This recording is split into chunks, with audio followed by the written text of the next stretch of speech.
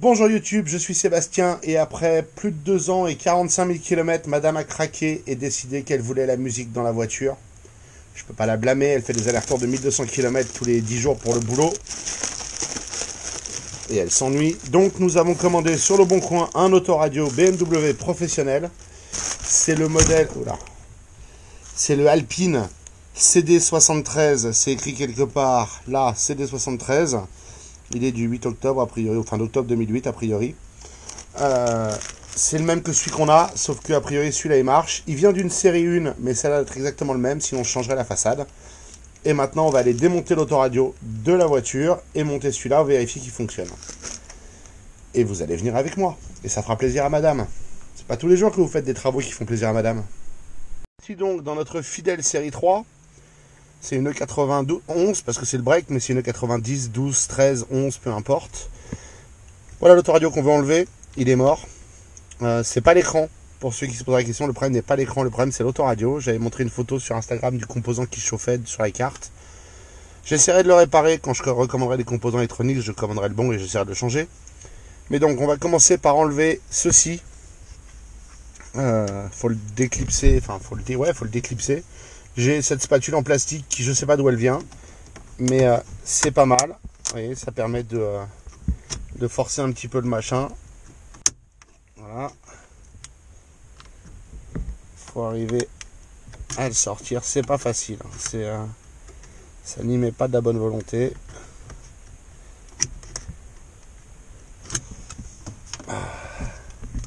Je vais vous poser, c'est plus facile.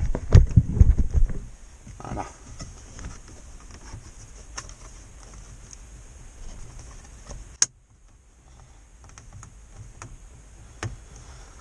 C'est une tannée à enlever, hein.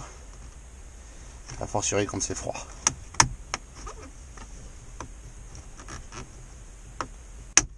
Voilà.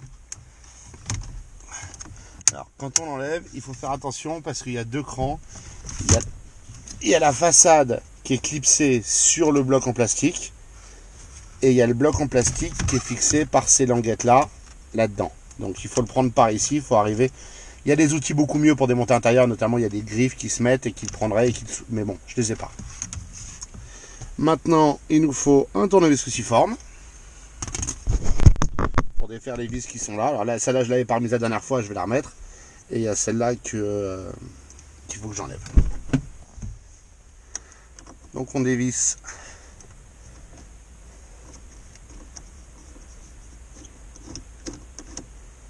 Voilà. C'est des vis toutes bêtes, hein. Hop, on fait attention à ne pas la perdre. Et lui, il vient tout seul, du coup.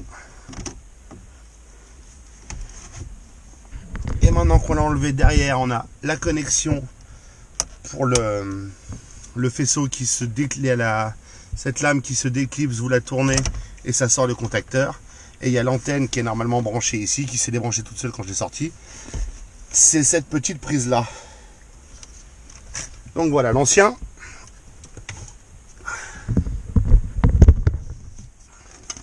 Et voilà le nouveau. Comme vous pouvez le constater. Série 1 ou série 3, même combat. Ça c'est l'ancien, pour info. Parce que ce bouton est propre, là il n'est pas propre. Les boutons ça se change. La façade ça se nettoie. Bref, c'est un faux problème. Et donc maintenant, on va brancher le nouveau. Enfin le nouveau. C'est de l'occasion, hein, mais... Alors c'est pas super pratique.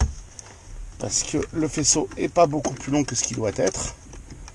Mais on le met et on resserre le clips. Déjà ça l'excite, c'est bien. Hop.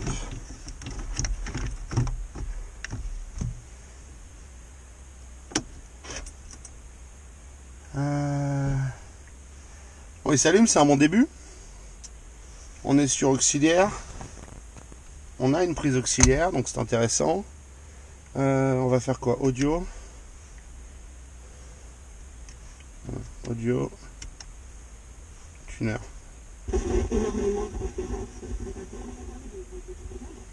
Donc ça marche.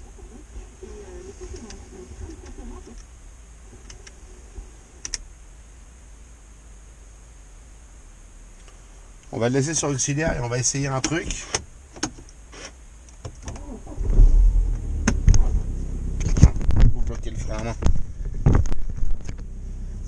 n'a pas d'autoradio dans cette voiture,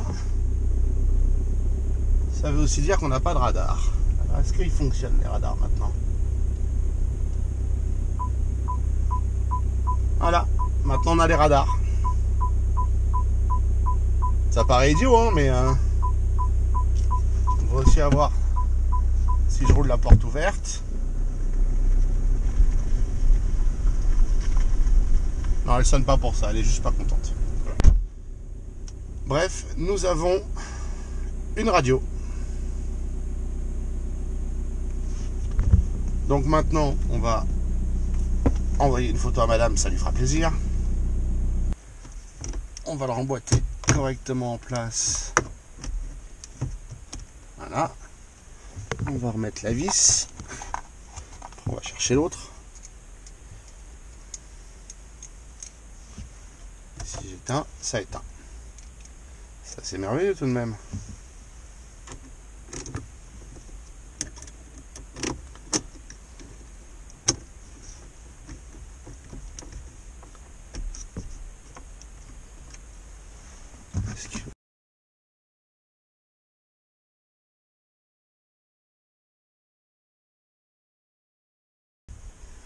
Bon, je peux vous confirmer deux choses. La première, bah, il se met à l'heure, il n'est pas à l'heure, donc on va régler l'heure. Il n'est pas non plus à la... S'il a la bonne date, c'est déjà ça. Mais la voiture n'est pas à l'heure, donc c'est normal. Et la deuxième, c'est qu'il marche parfaitement et je vous ai pas mis la musique qui sonnait parce que je tiens pas à me faire alpaguer par les maisons de disques. Néanmoins, ça confirme ce que je dis depuis très longtemps. Les kits audio en option à 2000 balles dans les différentes voitures ne servent à rien. Celle-ci est basique, avec des haut-parleurs basiques, et le son est bien assez fort pour casser les oreilles de tout le village. Donc maintenant, on va remettre le boîtier clim. Je n'ai pas retrouvé la vis, je ne sais pas ce que j'en ai foutu. Je la retrouverai plus tard, c'est pas grave. On remet le boîtier clim. On va s'assurer que ça fonctionne. Et ça fonctionne. Et on a la radio. C'est beau, non? Une petite pause, madame étant ravie de son autoradio. Elle vous remercie tous pour votre participation. On va juste remplacer les boutons parce qu'ils sont abîmés. Mais c'est le traitement merdique que font les constructeurs sur ces boutons pour leur donner un effet premium. Résultat, ça fait pourri après quelques années. Donc je vais aller chercher les autres boutons et on va remplacer cela. Alors, pour démonter un bouton, c'est facile. On le prend et on tire. Et il se déclipse. On le prend et on tire et il se déclipse. Et pour remettre les nouveaux, c'est facile aussi. On le prend. On va mettre celui-là là. Ouais. Ils sont pas parfaits non plus les nôtres puisque c'est le même autoradio qui a le même âge. Mais ils ont l'air un peu plus propres. Ça vaut ce que ça vaut. Je pense qu'on va en commander pour en avoir des propres. Ouais, c'est à peine mieux. C'est vraiment une question d'éclairage. Bon, je vous remercie d'avoir suivi cette vidéo. J'espère qu'elle vous aura intéressé et vous aura été utile. Si c'est le cas, pensez à vous abonner et à la liker. Et puis si vous avez des questions ou des remarques, les commentaires sont là pour ça.